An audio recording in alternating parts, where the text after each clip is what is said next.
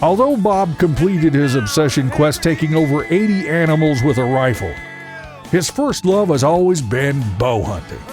He's teamed up with longtime friend and archery coach Mike Price to help make you a better bow shot.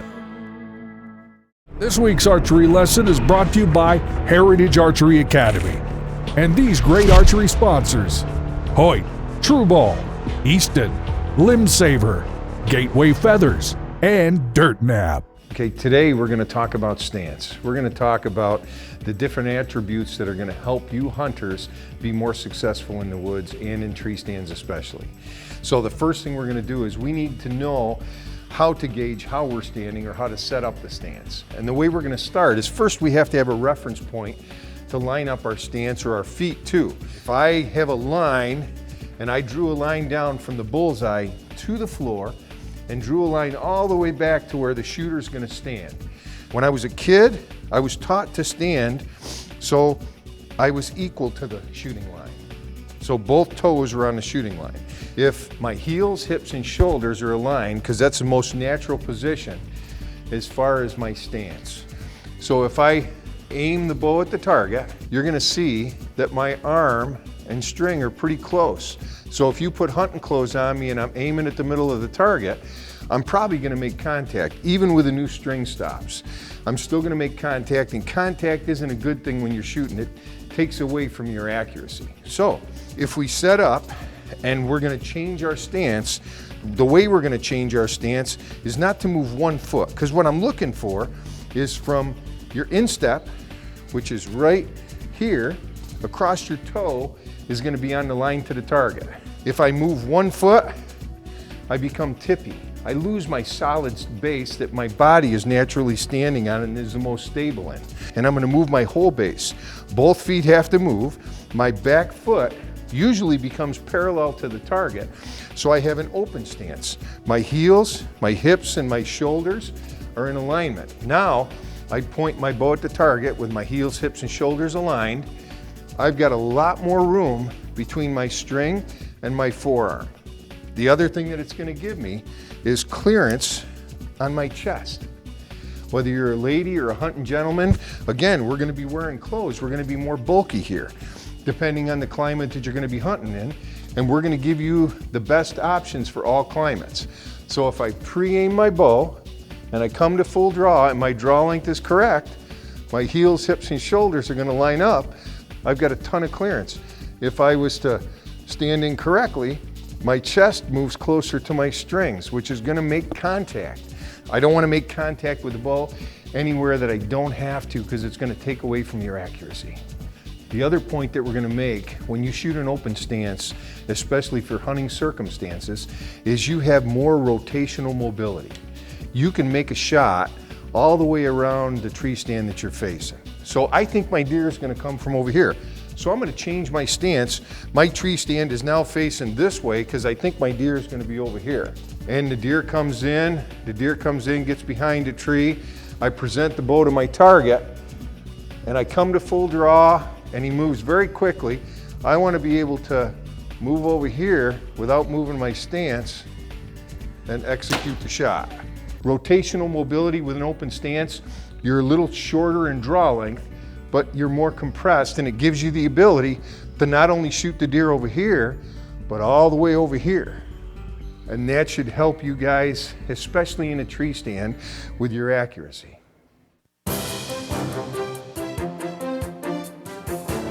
This is Moose Country. The spectacular terrain of southeastern Alaska is a hunter's paradise, a dream come true.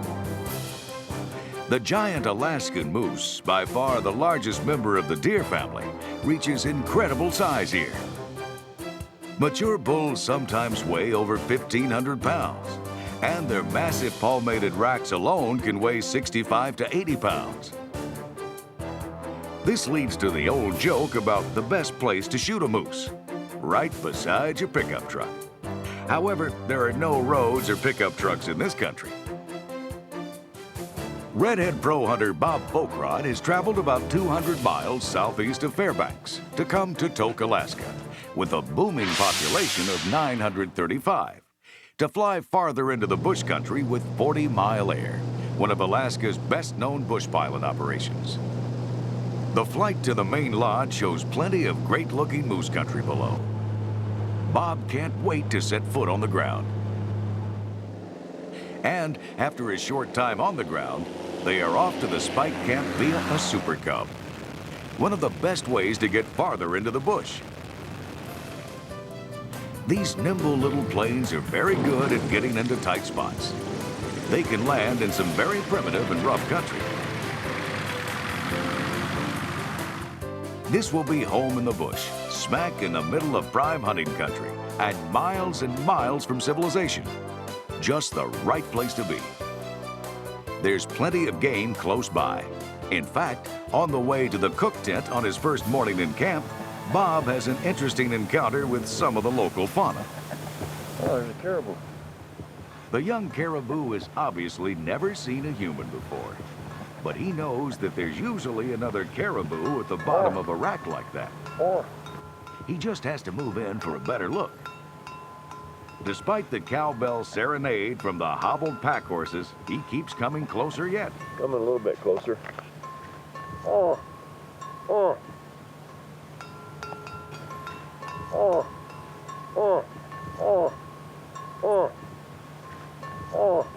But this weird dance is too much even for the most curious caribou.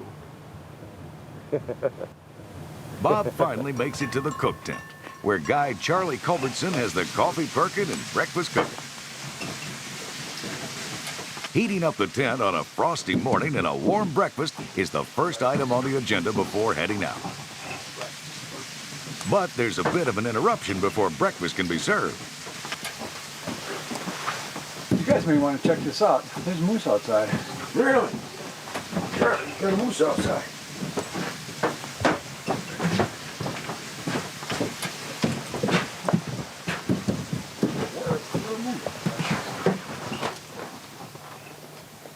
That's a little moose. It's a little guy. No, look at that big one over there. There's a big one over there.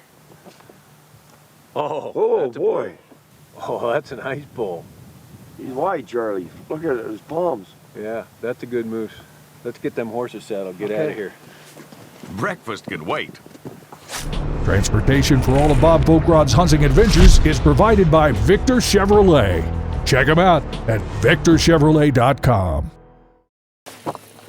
A few years ago, Bob hunted hard up and down the beautiful and extremely rugged Wrangell Mountains for Dall sheep. As with most of Alaska, the beauty and majesty of the country is as important as the hunt. After some serious climbing and some not-so-flat country, he was rewarded with a very nice Dall.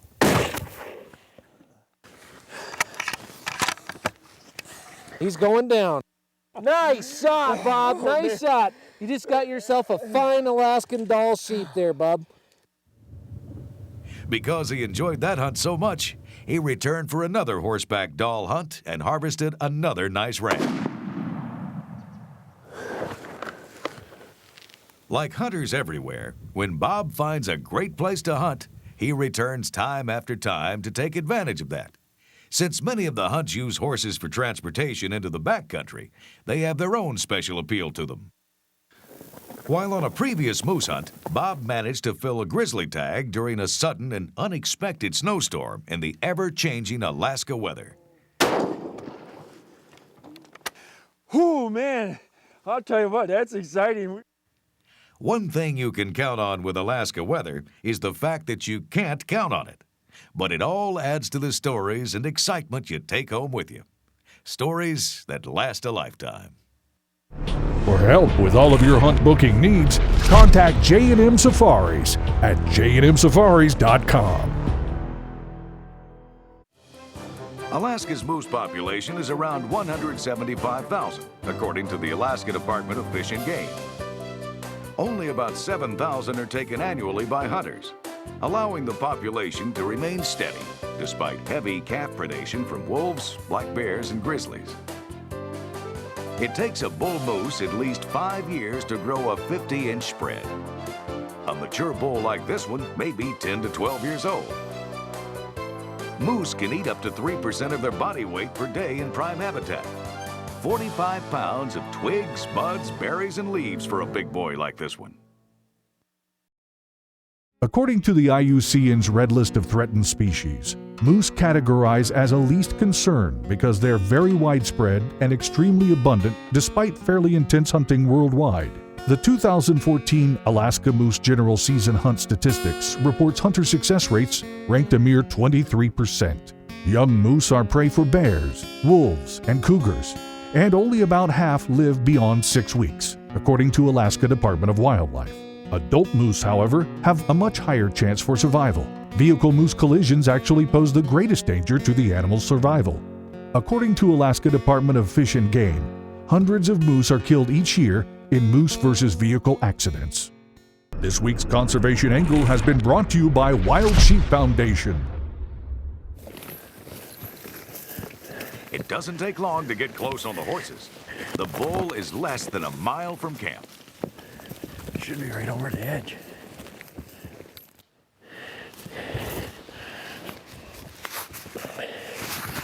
He should be just down over the ridge, Charlie.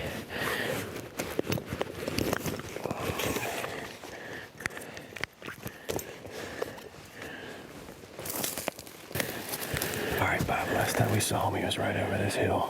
We'll just sneak over the edge, see if we can't find him. He's probably bedded down those tall willows. Yeah, good deal.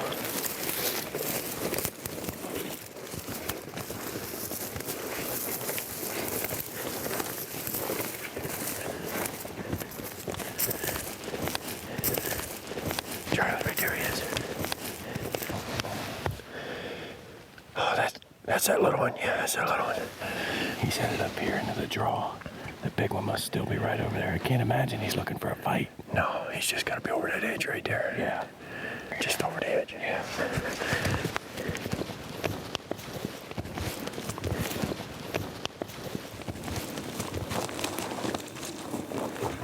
Set it right here. See him? Yeah. Right there.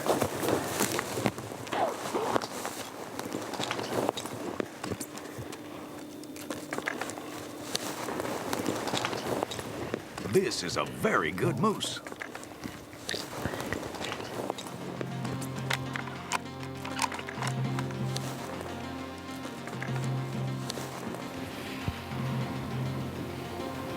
Where is he, Dan?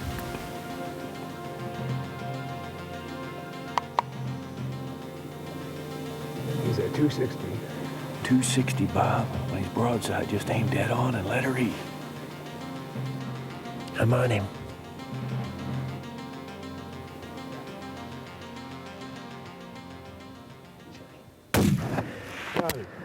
Oh, good shot, Bob. The shot is perfect. Oh, yeah. Yeah, and before breakfast. Trying to out-thaw everything. Trying to get everything unthawed. Eggs are froze. Coffee water's froze up. I was in the middle of cooking potatoes and we saw that bull. Look at that. He looked out there and there were 3 cows on the hill, a little bull. Bob, you could have shot him a little closer to the tent. You know, that's only about 3/4 of a mile from the tent. Breakfast is still on the table. It just doesn't get any better than that, huh, Dan? That's great. Good job. All right. Thank you, Charlie. Sorry you didn't get any breakfast yet, Bob. Look at that. Whew. Let's go look at him. Oh, man, that's a pretty moose.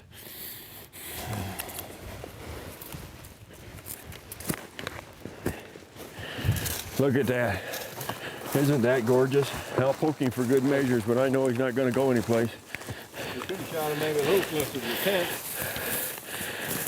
Look at that. Isn't that beautiful? That's a nice one. What a big animal. Whew. Look at him, the nice points on him. Yeah, good long palms. Lays out real wide. Oh, he's nice. Nice fingers on him. What a nice moose. Excellent. Well, we'll get him ready for some pictures. Yeah. This giant goes home with Bob, providing meat for the winter and a trophy rack that will act as a lasting memory of the hunt. And the hunters head back to camp to finally sit down to that breakfast they left so long ago. After your successful hunt of a lifetime, contact Wes Good at KennedyStudio.com for the finest taxidermy in the business. Be sure to follow Bob and all his adventures at BobFolkrod.com and on Facebook.